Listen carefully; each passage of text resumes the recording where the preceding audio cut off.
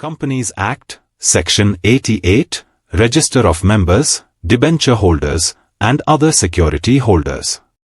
Section 88 of the Companies Act mandates every company to maintain specific statutory registers related to its members, debenture holders, and other security holders. This section establishes clear guidelines regarding the format, manner, and maintenance of these registers, ensuring transparency in the ownership structure of a company.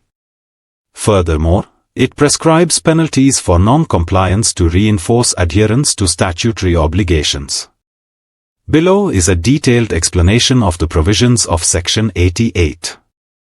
Subsection 1. Obligation to maintain registers.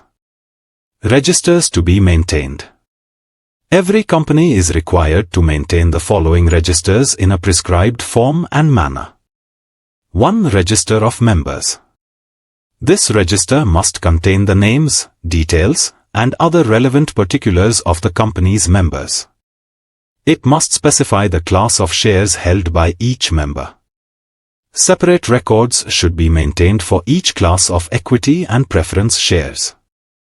Members residing in India must be recorded distinctly from those residing outside India. 2. Register of debenture holders. This register must document the details of all individuals or entities holding debentures issued by the company. 3. Register of other security holders.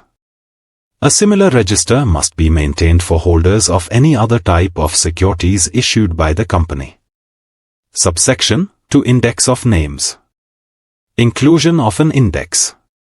Every register maintained under subsection 1 must include an index of names listed in the register. The purpose of the index is to facilitate easy navigation and retrieval of information related to members, debenture holders, and other security holders. Subsection 3. Registers maintained by depositories. Deemed registers and indexes. The register and index of beneficial owners maintained by a depository under Section 11 of the Depositories Act, 1996, shall be considered equivalent to the registers and indexes required under this Act. This provision simplifies the compliance process for companies with securities held in dematerialized form, recognizing the records maintained by the depository as sufficient for regulatory purposes. Subsection 4. Foreign registers. Maintenance of a foreign register. If authorized by its Articles of Association, a company may maintain a part of the required registers outside India. This part is referred to as the foreign register. Contents of the foreign register. The foreign register may include the names and particulars of members, debenture holders, other security holders, or beneficial owners who reside outside India. Prescribed manner. The foreign register must be maintained in accordance with the rules and regulations prescribed under the Companies Act to ensure uniformity and compliance.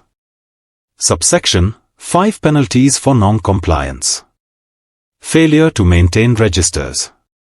If a company fails to maintain the register of members, debenture holders, or other security holders, or fails to maintain them in accordance with subsection 1 or 2, it will be subject to penalties.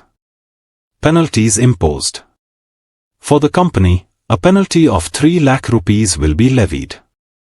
For defaulting officers, every officer of the company who is in default will face a penalty of 50,000 rupees.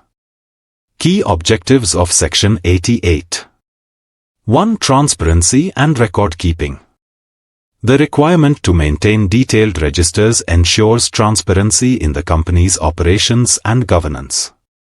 These records provide clarity regarding ownership, voting rights, and other entitlements of the company's stakeholders. 2. Facilitation of compliance.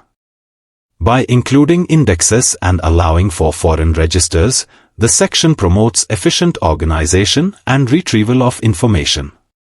3. Integration with depository systems. Recognizing registers maintained by depositories under the Depositories Act simplifies compliance for companies with dematerialized securities. 4. Accountability through penalties.